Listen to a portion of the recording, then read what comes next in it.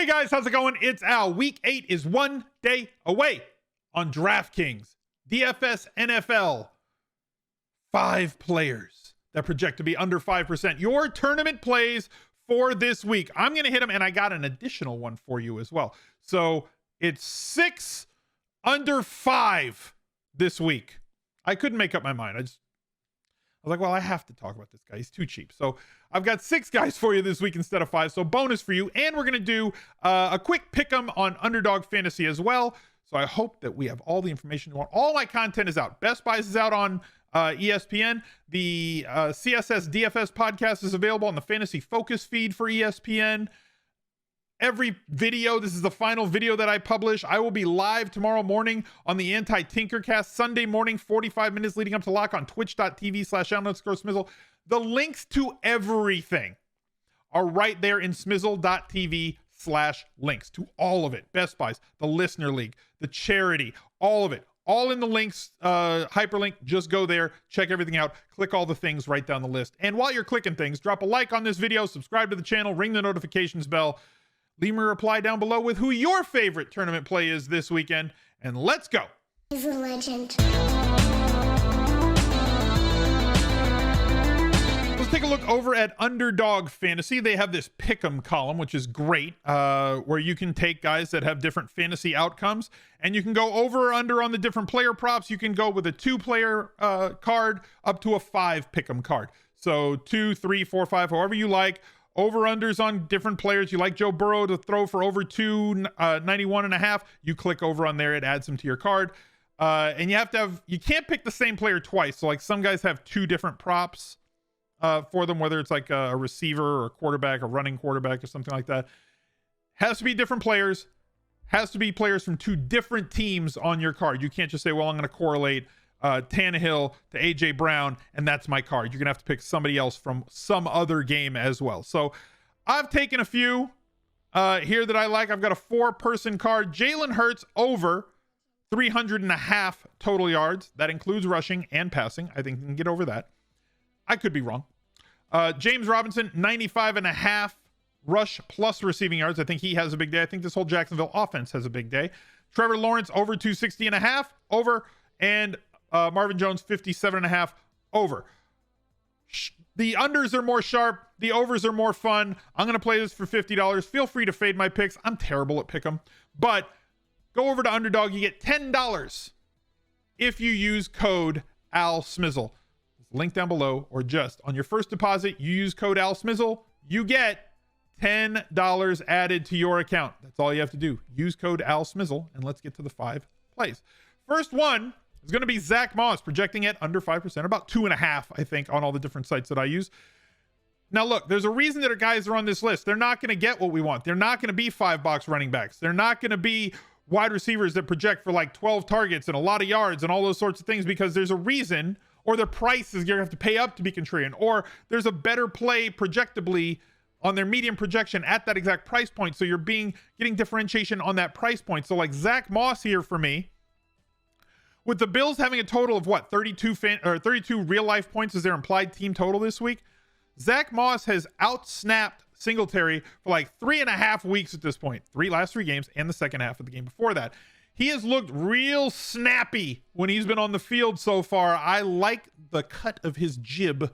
Zach Moss looking like he's real strong right now. And I know that he seeds inside the 5 carries possibly to Josh Allen, but that's why he's under 5% this week.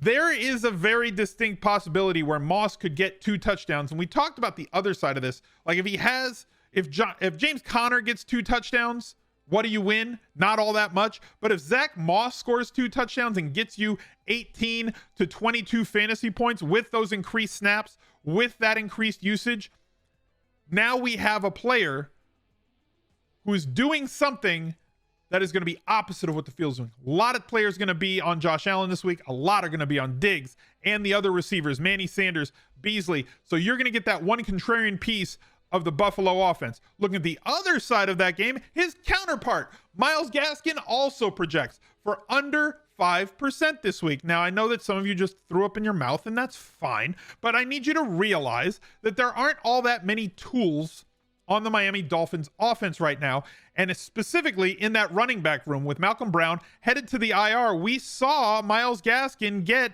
19 touches last week. This touch total and snap total that he saw against Atlanta was very similar to the usage and deployment that he was getting last season when we were jamming him in pretty much every single week. If he gets 15 to 20 touches with that usage in the passing game, especially in a game script that should be positive for him because we want to target targets at running back, he makes for a very good and contrarian bring back player on Miami for your Buffalo Josh Allen stacks, considering that most people are going to be on Gesicki or Parker or Waddle as well. Coming back, Gaskin gives you a high volume play as a bring back player that's going to be under 5% on Miami. The cover boy, Terry McLaurin, I don't like this matchup, and neither do your projections, as Patrick Surtain Jr. has been phenomenal so far this year, but Denver's defense as a whole has not. And when you look at all the red digits that are next to everybody on Washington in that wide receiver room, Samuel out, De'Ami Brown out, Cam Sims questionable, tight end Logan Thomas out, Ricky Seals-Jones going to be the higher played play on the other side there if people are stacking that game, or as a one-off because he does project to be very solid this week. Terry McLaurin projects once again at under 5% on a lot of different sites this week on DraftKings. One, wide receiver is a cesspool this week. There's no real glaring cheap value. That might be foreshadowing. But there's nobody that everybody's going. So most of the plays are going to fall between 6,600 and 5,000. That's where the most percentage points, the meat of the bell curve this week in terms of the percentages at wide receiver is going to fall. You want to get different at wide receiver? Pay over 7,000. That's where Terry McLaurin's falling. His targets have been fantastic with 13, 11, 8, and 12 the last 4 weeks. Yes, the personal matchup is tough, but the upside is as good as ever with a high floor of targets headed his way. Surtain may make him less efficient in the passing game, but volume over everything when it comes to making your plays. I do want to tell you about the Smiz Gang Listener League. We are at 1,300. Let's refresh this. Let's see exactly where we're at. We're at 1,374 entries. We have 3,000 in this one, $10 entry fee, 3 max, 0 rake. So make sure that you get in there, smizzle.tv/league, link down below. Our next under 5% play, Marvin Jones. I told you in the intro with the underdog fantasy thing that I like this Jaguars offense. Seattle has been really bad on defense. DJ Chark is on the IR. Marvin Jones, even with DJ Chark there, was getting a massive amount of usage and projects to again this week against Seattle. I also like how much Jacksonville as an offense with Trevor Lawrence throws the ball downfield. Really long A-dot throws, which gives him a big splash ability, and their primary receiver once they get in close, inside the 20, inside the 10, and end zone targets, leading this team and leading the line for them. James Robinson going to soak up most of the percentages. And I think that some people are going to be on LaVisca as well. I think that Marvin Jones makes for a fantastic 5 under 5 play this week. Here's our bonus player. I talked to you about how there's just not much under 5K, and with Mike Evans being guarded by Lattimore and likely being taken out just because he has been taken out each of the last 4 years that he's played against Lattimore, even with Tom Brady as his quarterback, and most people now flocking, at least from first look, at going towards Godwin because he's cheaper than Evans, and the narrative that, well, Brady's just going to funnel the ball to Godwin, and he might. But Tyler Johnson playing an awful lot of snaps in this spot. Love him as a tournament play this week against the one spot on New Orleans defense that looks vulnerable. And you have a quarterback who's pretty sharp and throws the ball to the guy who's most open. Yes, Godwin's going to get his targets. Yes, Evans is going to be covered a lot. But like the tight ends and Tyler Johnson are going to be some plays for me this week in tournaments that I think are going to be that I would like to have more than the field, whatever their percentages shake out. And right now, Tyler Johnson projecting at 1%. I think that number is going to go up as people kind of start to realize this as the weekend moves on. But I still think he's not going to get over 5. And if he does, it won't be over 10. I think he's going to be a good play for me to overweight the field on. There's your bonus play. And at tight end, Noah Fant. Yes, Jerry Jeudy's coming back. Cortland Sutton is a monster, but Fant's playing all the snaps, getting all the targets, and Washington has been an absolute hot mess on defense.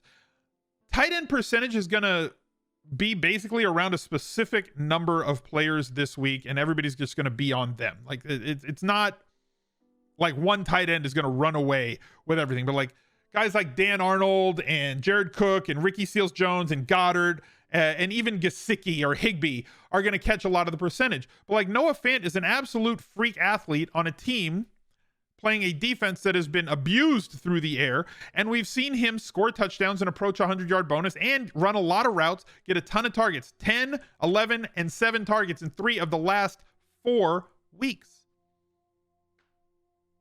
So with Judy coming back, yeah, that may take away some of those short to intermediate targets, but like I think that he slides more into what Tim Patrick has been doing plus. I think that maybe Fant sees 1 less target a game. I think that Sutton sees maybe 1 less target a game, but on a team that's been throwing it 30 to 35 times, Noah Fant's going to get his share. And if you're telling me he's going to be 2%, 4,900, we can pay up here to be contrarian with all the other tight ends in that same similar price point and get somebody in those Teddy 2 gloves double stacks.